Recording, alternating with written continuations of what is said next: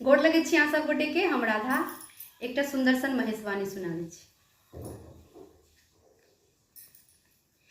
मैना जे कानी कानी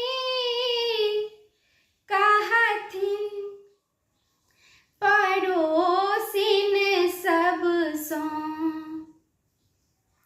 मैना जे कानी कानी कहथिन पड़ोसिन सब सो।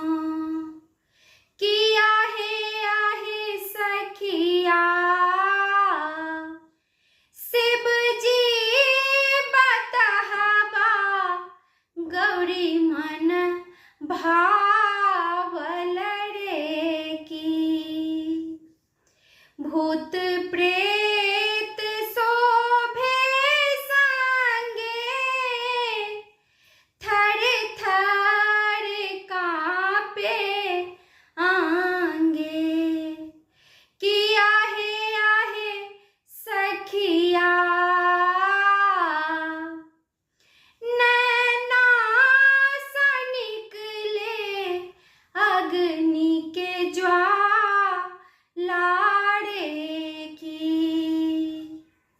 एक तो बड़ा बूढ़ा ताही पर चढ़ल शिव।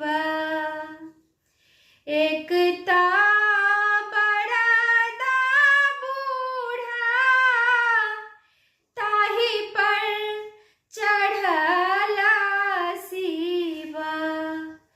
किया है आहे सखिया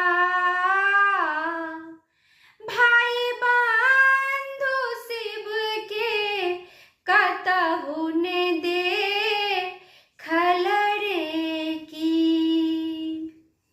घर द्वार किछु नाही कोना धिया रहती मोरी। घर